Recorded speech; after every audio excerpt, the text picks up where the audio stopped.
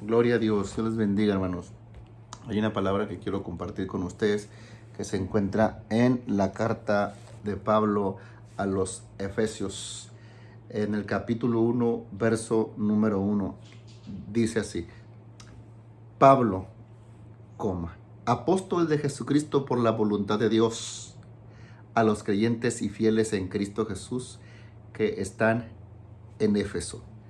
Y la primera palabra donde quiero detenerme a reflexionar es el nombre propio de la persona de Pablo.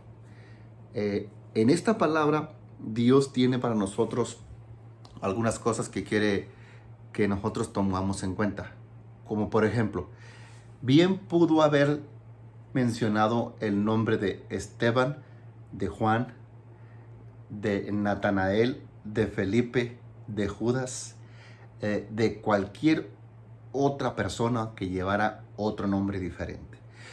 Y esa es la primera palabra que voy a compartir contigo.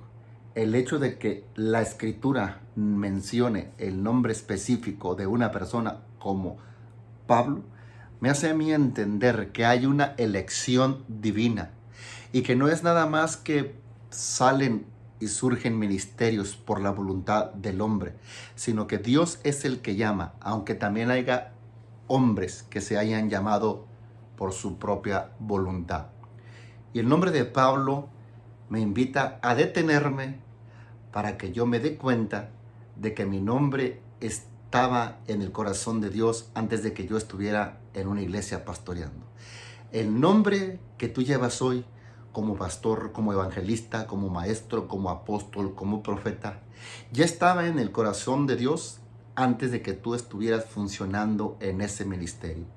Esto me habla de una planeación exacta y minuciosa. De hecho, el apóstol Pablo habla de que fue conocido y fue llamado por Dios desde antes que estuviese en el vientre de su madre. Entonces, el nombre de Pablo no es ninguna casualidad, pero lo que me pone a mí a pensar es que si no soy yo, va a ser alguien más el que trabaje para Dios. Si no eres tú, será alguien más el que sea el que reciba la invitación a servirle a Dios. Y quizá el nombre de Pablo permaneció por su voluntad, porque él quiso permanecer en Dios y en su palabra y en su ministerio. Pero ¿qué hay de los que somos llamados y desistimos del llamado? ¿Seremos raídos, seremos borrados, seremos quitados del ministerio? Quizá algunos sí, quizá algunos no, pero lo importante aquí es que ¿qué vas a hacer tú con lo que Dios ya dejó sobre tu vida? Pablo parece que es un nombre muy común, un nombre sencillo, ordinario. Sin embargo, en este nombre encontramos un hombre que se entregó a Dios después de haber sido una persona con muy mala fama, de haber perseguido a la iglesia del Señor, de haber arrastrado a ciertos cristianos y de haberlos encarcelado y a otros apedreado, como el caso de Esteban. Entonces, creo que la vida pasada de una persona no es tan importante para Dios, sino su presente. El cómo él le responda al Señor es lo que más importa en este momento. Sin embargo, Pablo, después de haber hecho todo lo que hizo, me hace a mí pensar que hay personas que quizás sean igual que Pablo o más malas que Pablo o más buenas que Pablo, pero no es porque seas bueno o porque seas malo que recibes lo que tienes de Dios, sino por la gracia y la misericordia de Dios. Aquí, después del nombre propio de Pablo, encontramos el título que es apóstol. Entonces nosotros debemos de estar definidos en un área. Si somos pastores, pues somos pastores. Si somos maestros, somos maestros. Evangelista, evangelista. Y así sucesivamente en los 5 ministerios y después en las áreas de servicio para el Señor. Sin embargo, esto me lleva a reflexionar de que las cosas no van a surgir de un día a otro día, sino que a Dios le tomará un tiempo trabajar sobre la vida de sus escogidos, de sus llamados, aún de sus ministros, para que ellos puedan entender que el llamado de Dios es más grande que las capacidades que ellos pudieran tener o los prejuicios que ellos los pudieran detener. Entonces, el título de apóstol es usado pocas veces por Pablo y siempre se le antepone al título la labor que él desempeña, siervo de Jesucristo. Entonces, no es más importante la función que yo tengo que el título que llevo. porque en estos tiempos a muchos nos gusta que nos digan rabí, rabí, y queremos los primeros asientos en las plazas o en las iglesias o en los eventos o en las campañas, en las iglesias. Queremos las invitaciones y nos gusta que nos llamen rabí, rabí, maestro, evangelista o hermano, gran apóstol del Señor, gran profeta de Dios. Pero no sé cuántos van a recibir el título o la función de un siervo de Jesús. Es diferente ser apóstol y ser un servidor. Pablo mencionaba constantemente la palabra siervo y después la de su ministerio, apóstol de Jesucristo. Y no era un apóstol que andaba por ahí nada más promoviendo sus propias ideas, sino que predicaba, expandía, hablaba acerca de la persona de Jesús y decía tener Dios sus derechos de autor del apostolado. Dice, apóstol de Jesucristo. No era un apóstol en la carne, no era un apóstol que se autoproclamó o que se autollamó como hoy. En la actualidad hay muchos apóstoles que se autollaman o se autoproclaman solo porque está de moda. Ya nadie quiere ser pastor, ya nadie quiere ser un evangelista, un simple hermano, un simple siervo de Dios. Todos están apelando como Juan, como Santiago aquella vez a ser alguien más grande que el propio Jesús o que sus propios consiervos.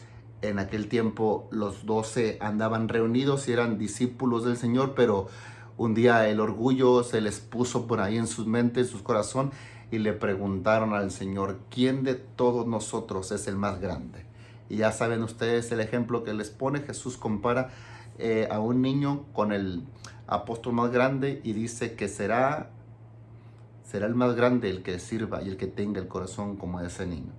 Hablando de la humildad, hablando de la inocencia, hablando de dejar esas tonterías, de competir ministerialmente y madurar y asentar y afirmar nuestras convicciones en la persona de Jesús y de que nuestras vidas solamente son útiles si vivimos en humildad y en obediencia a nuestro Señor Jesucristo, que en verdad Él es quien importa. Y no el ministerio o el título que yo tenga, sino la persona que yo presente, es la persona de Jesucristo. Por eso el ministerio que tú tengas, gloria a Dios porque lo tienes, gloria a Jesús. Pero lo más importante no es tu ministerio, sino es la presencia de Dios en tu ministerio y la persona de Jesús que predicas en tu ministerio. Continuamos en el verso 1, dice apóstol de Jesucristo.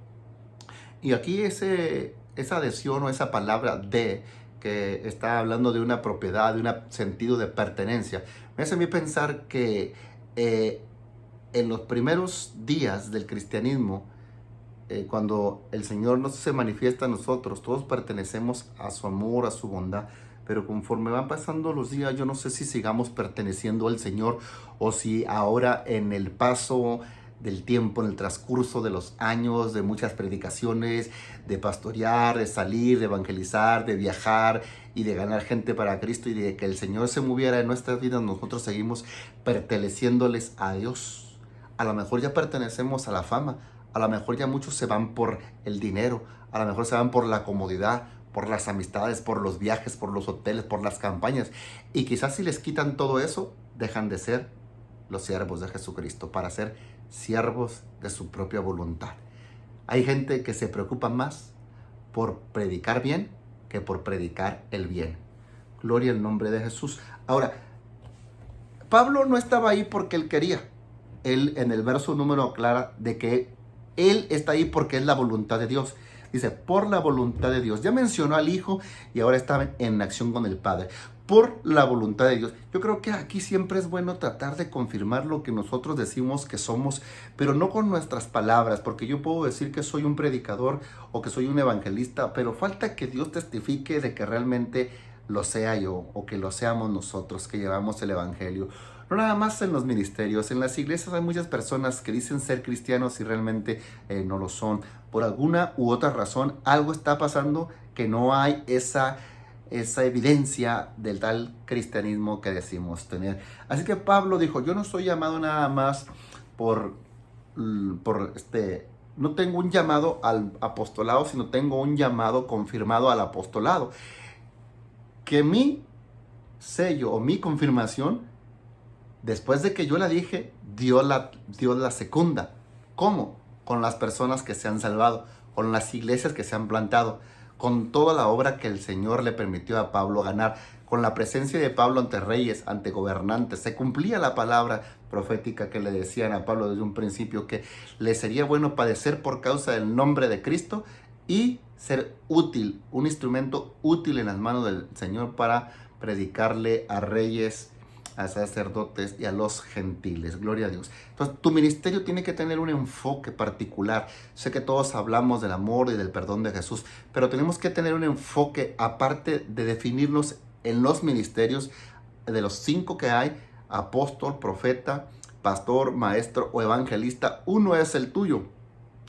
Entonces, después de que tú sepas cuál es el tuyo, o si vamos un poquito más allá de los ministerios, de los servicios que hay en las iglesias, algunos cantan en las iglesias, algunos están en las puertas recibiendo y dando la bienvenida a las personas que están llegando, otros se encargan de acarrear a algunos cuantos que están por allá, que a lo mejor no se animaban a venir o no querían o estaban muy lejos y los traen. Otros oran por los invitados, otros los bendicen, otros les regalan unas... Bueno, hay muchas cosas que hacer en la iglesia de Dios. Otros barren, otros trapean, otros recogen lo que otros tiramos o recogemos lo que ellos tiran, y ahí estamos trabajando para Dios. Pero es bueno que yo, cuando sepa qué función voy a hacer en el cuerpo de Cristo, sepa en qué especialidad me voy a mover. Aquí el apóstol Pablo estaba diciendo que él tenía el llamado a un apostolado por la voluntad de Dios. ¿Qué entiendo por la voluntad? No es nada más que Dios quería que él estuviera ahí, es que él quería, pero no solamente Dios quería, Pablo también quería, pero no solamente Pablo y Dios quería, sino que Dios asentaba que él estaba con el apóstol Pablo a través de su predicación, porque era respaldada con señales, con prodigios, con milagros y con evidencia del Espíritu Santo. Esas son algunas cosas. También su carácter hablaba de él, su santidad, sus oraciones, su sacrificio, sus ofrendas, sus ayudas. Él mismo se había ofrendado para el servicio de Dios. Así es que si tú tienes un llamado, Dios también tiene que estar en ese llamado involucrado, y no solamente involucrado de una manera pasiva o de una manera verbal. Dios tiene que estar moviéndose en el poder del Espíritu para proveerte, para darte las fuerzas, todo lo que tú vayas necesitando, o las barreras o las oposiciones que tú vayas teniendo. El Señor ahí les va a ir resolviendo las barreras, las va a ir derrumbando. Toda altivez y argumento que se levante en contra del conocimiento de Dios, el Señor se encargará de echarlo a tierra, respaldando su palabra, tu llamado y tu vida. Porque hay muchas personas que dicen, Dios respalda su palabra, es verdad, y suenan un poco fariseos, un poco como hasta sangrones, porque le quitan el sentido del servicio a la persona que lo estás ejecutando. Y a lo mejor hay un poco hasta de celos o envidia entre servidores, porque es verdad que Dios respalda su palabra, pero Dios también usa vasos limpios, Dios no usa vasos sucios.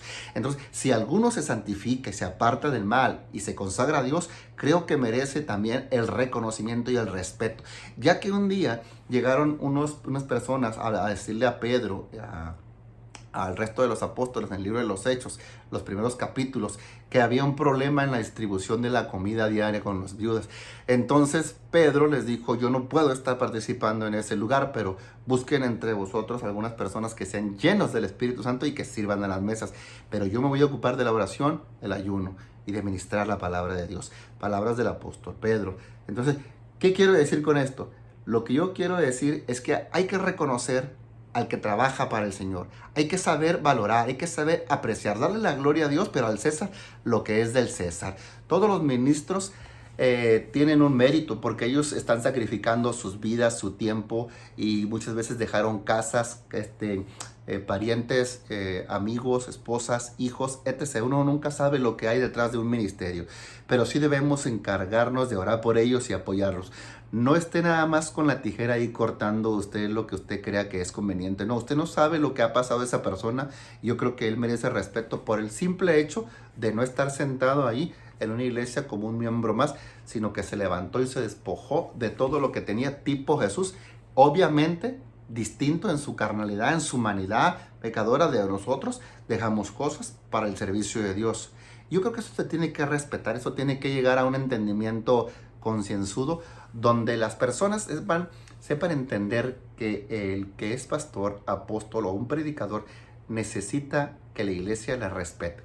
Si la iglesia no le respeta, tampoco los de afuera lo van a respetar, y no van a respetar ni tu mensaje, ni el del pastor, ni el llamado tuyo, ni el del pastor.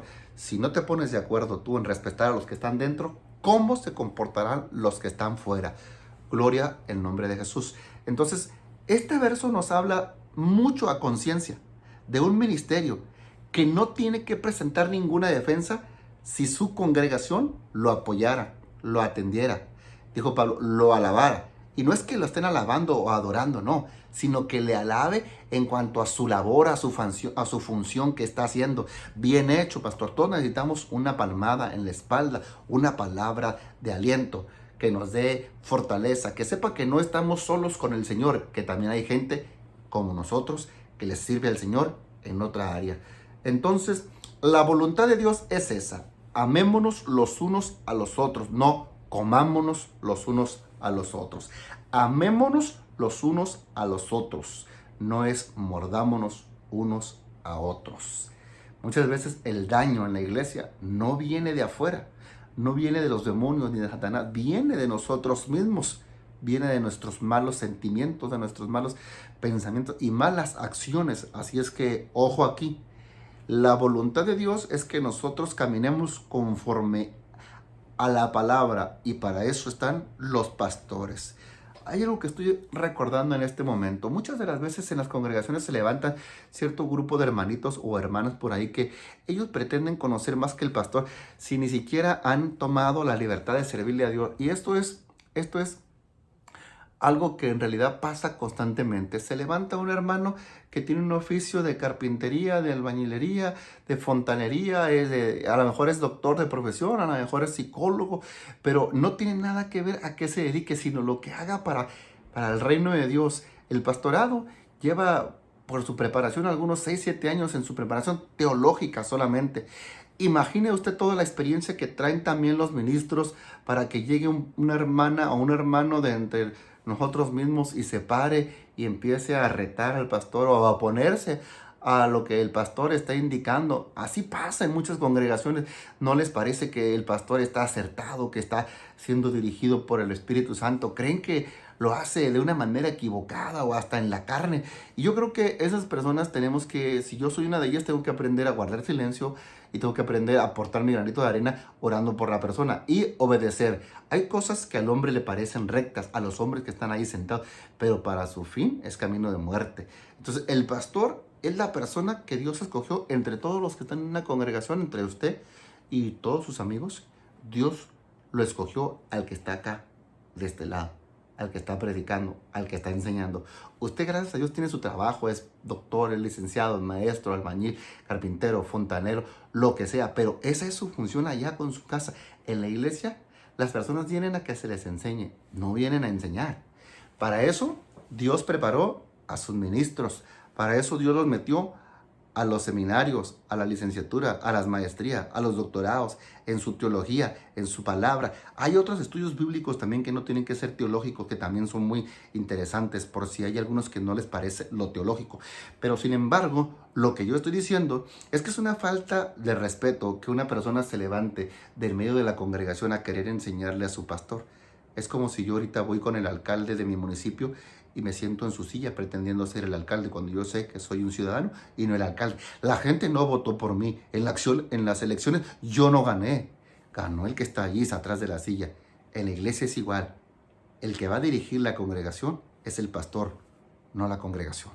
La congregación se deja guiar por el pastor. Si usted confía y si usted no confía en ese hombre de Dios, pues es mejor que vaya preguntándole a Dios si ese es su lugar. Porque no conviene ser piedra de tropiezo o ser una persona conflictiva y problemática, porque le traerá muchos dolores, se lo aseguro. Le traerá muchos problemas para usted, no para la iglesia. La iglesia, como quiera, entre luchas y pruebas, sigue caminando. Pero las personas que son tropiezo, Dios hará justicia y juicio a su debido tiempo por estorbar la obra del Espíritu Santo. Un día un joven llamado Ananías quiso engañar, quiso mentir, quiso manipular a un siervo de Dios llamado Pedro. Y Pedro le preguntó a Ananías, ¿vendiste en tanto tu heredad? Sí, en tanto la vendí. Ok, en tanto. Entonces él estaba mintiéndole al Espíritu Santo y a Pedro. Mire bien la conjunción y la unidad tan hermosa y tan gloriosa que hay aquí, el Espíritu y el apostolado, el Espíritu y el pastorado. Yo con esto quiero invitar a las personas a que aprendamos a respetar a las personas que están delante de una congregación. No sabemos lo que le ha costado al siervo de Dios, sea bueno o sea malo para predicar, sea bueno o sea malo en su vida natural. No juzguemos con juicios presurosos, con juicios injustos. Pongámonos un momento en oración y pidamos a Dios que nos dé amor para nuestros ministros, porque si nosotros no nos amamos a nosotros mismos, practicamos una fe equivocada y errónea, distinta a la que está en la Escritura. Voy a terminar. Dice, esa es la voluntad de Dios a los santos y fieles en Cristo Jesús que están en Éfeso. Bueno, el apóstol Pablo le hablaba aún dentro de los que estaban en la iglesia a un grupo de fieles, de santos, porque no todos son fieles o somos fieles. Muchos somos infieles o son infieles. Y eso yo no lo sé, yo no soy el juez justo, pero el juez justo es el Señor Todopoderoso, el Eterno, el gran yo soy, el Dios de nosotros. Entonces, ese Dios le habló a Pablo y le dijo, escríbele esta carta, y él manda una carta. Y en el solo verso 1 hay un sinfín de cosas muy importantes que nos llevan a respetar tanto a Dios, a sus ministros, a nuestros hermanos y a la obra de Dios en general. Yo espero que si tú no te encuentras en Éfeso, te encuentres en alguna parte del mundo, te encuentres en Tijuana, te encuentres en Baja California Sur, en Torreón, en Durango, en Cancún, en México, en Monterrey, en donde quiera que te encuentres, en Sonora. Dios te bendiga, Dios te proteja, Dios te guarde, Dios te dé entendimiento, te dé sabiduría y aclare el llamado en tu vida y tú puedas ser respetado por los hermanos, pero tú también respeta a tus hermanos y a tus pastores. Entonces, si no estás en Éfeso, haz algo para que la gente se convierta a Cristo en donde tú estás. Dios te bendiga.